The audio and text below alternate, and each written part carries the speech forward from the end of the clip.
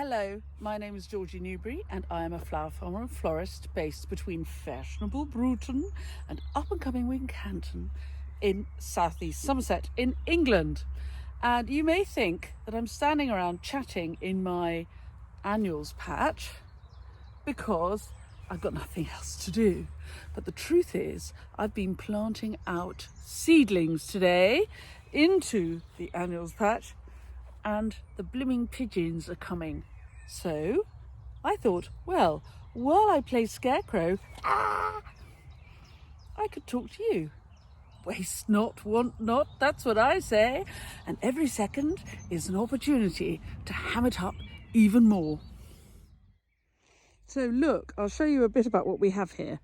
The Fuchsia, which is this purple flowering person here, is grown because I love it for cut flowers, but also, look, humming with bees. And when you get your eye in, you realise they're all over the place. And you can hear the hum, hum, hum, hum. So we grow the Fuchsia partly for the cut flowers, but also because the bees love it. And the point of what we do here is to make a sort of eco-paradise for bees and butterflies and other insects. And because my husband's ethos for the business is, if you look after the invertebrates, the rest of the food chain will look after itself. So we thought of a business we could run as a food chain feeding enterprise, very much planet before profit, so that we could earn a little bit of money to feed ourselves, but the environment would feed our friends in the landscape.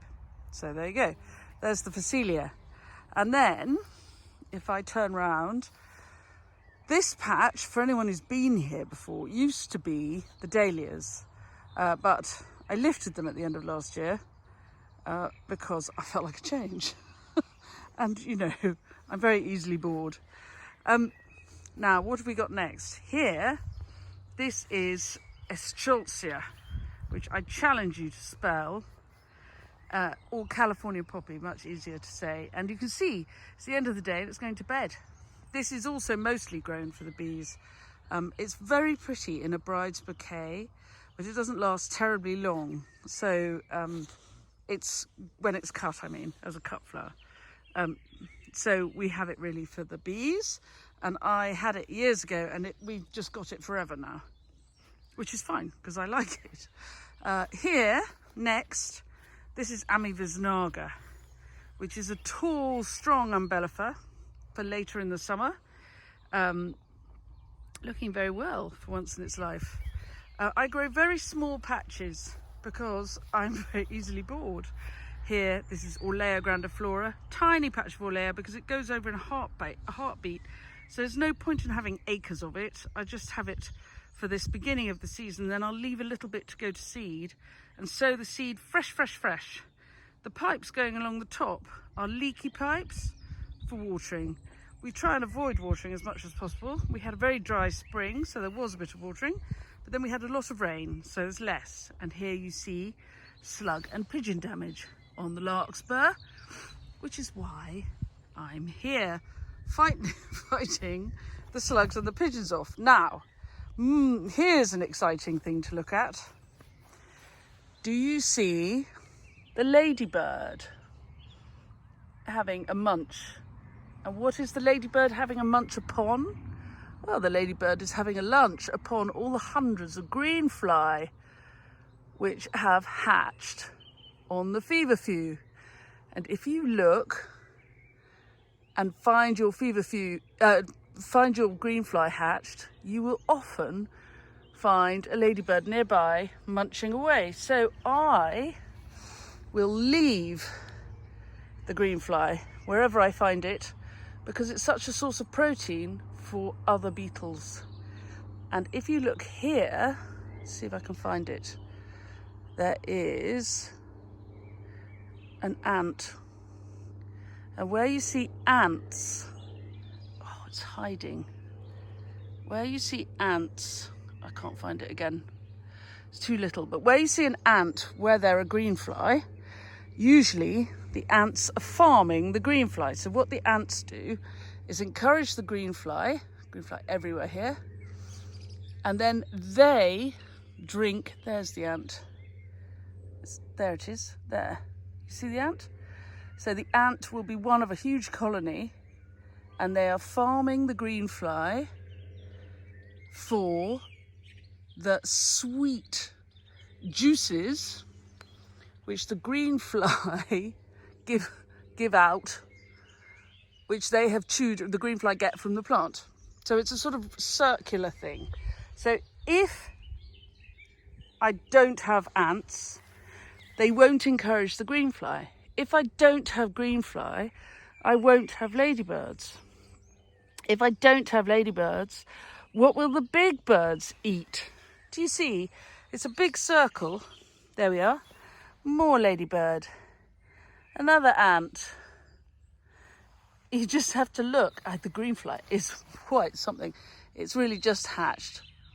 But give it a few days and all these ladybirds will have finished them off. I give you my word. I'll come back and show you in a little while. And sometimes you can see, I'm looking to see, sometimes you can see where a ladybird has been, because one side of a plant covered in greenfly will be eaten off. But these have literally just hatched. And look, when you get your eye in, you can see ants. There are 3 ants. You see ants everywhere, and they're guarding the greenfly and feeding off them. Anyway, moving on. Oh, here comes Fabrizio, but I'm talking, so he's avoiding me. I'm being a very good... Fabrizio, I'm being a scarecrow and making a film.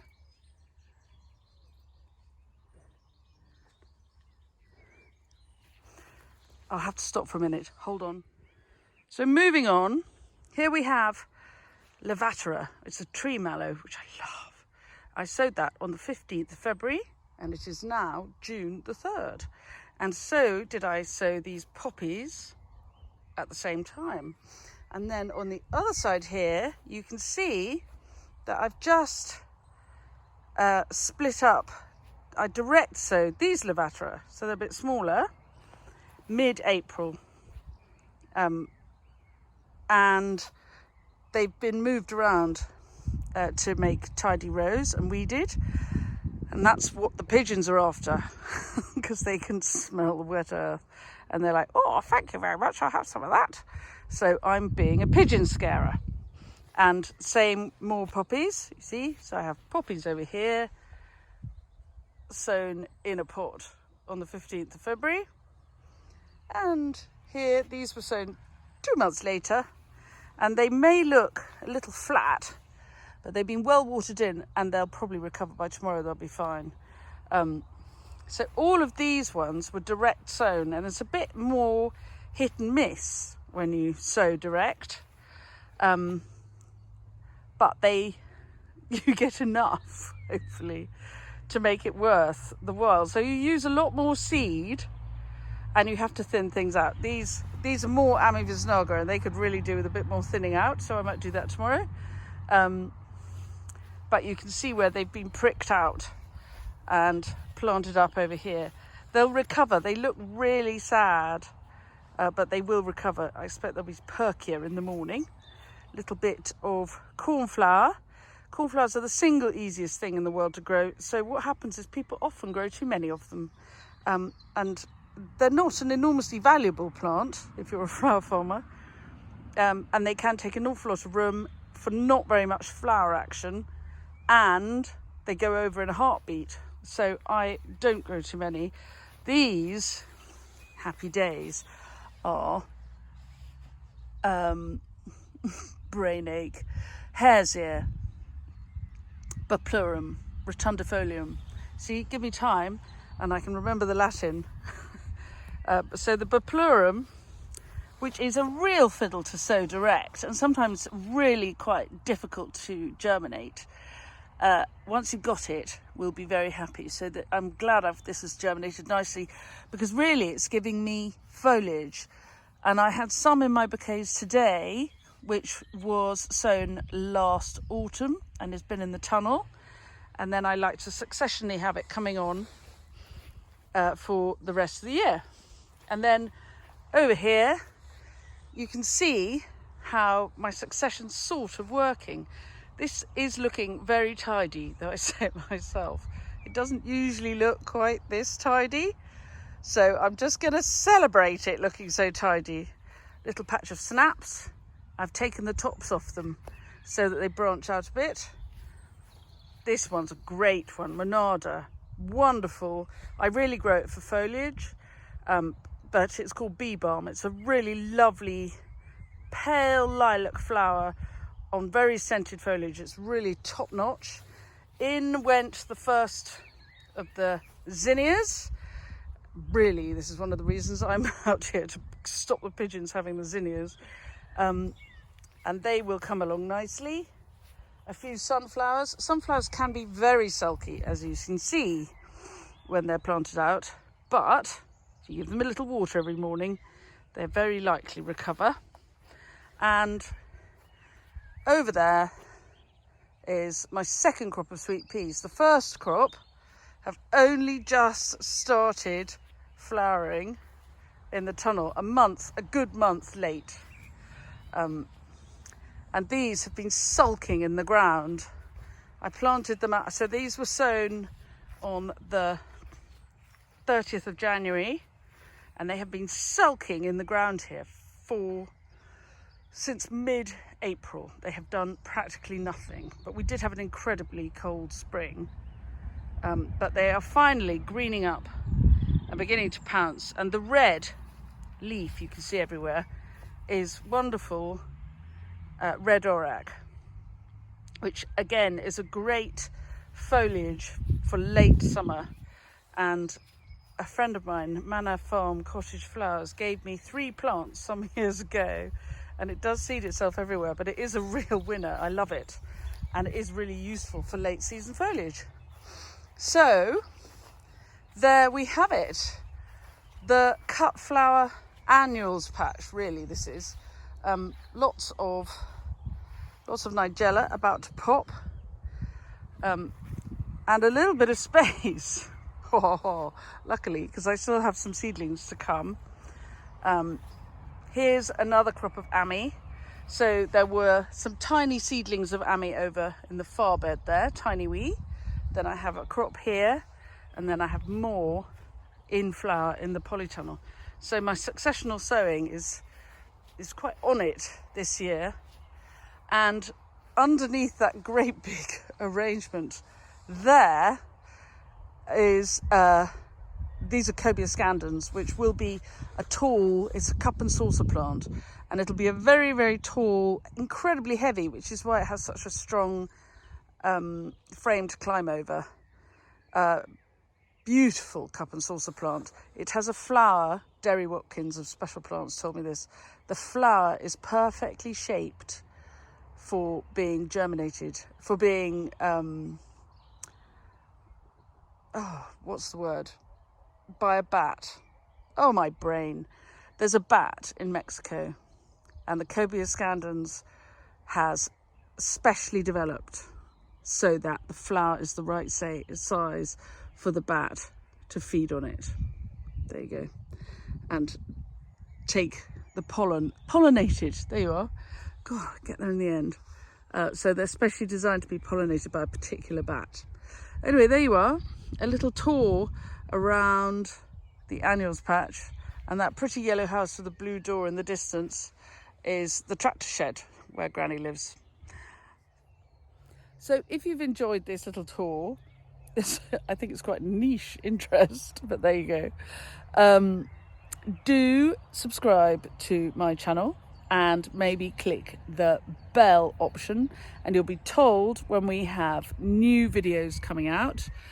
I'm planning to spend this weekend making something about the wildflower meadows, which are beginning to look absolutely stunning. Anyway, here you are, living the dream, living off the land and living for the insects. It's a way to live. Thanks very much for watching, and I'll see you soon. Bye.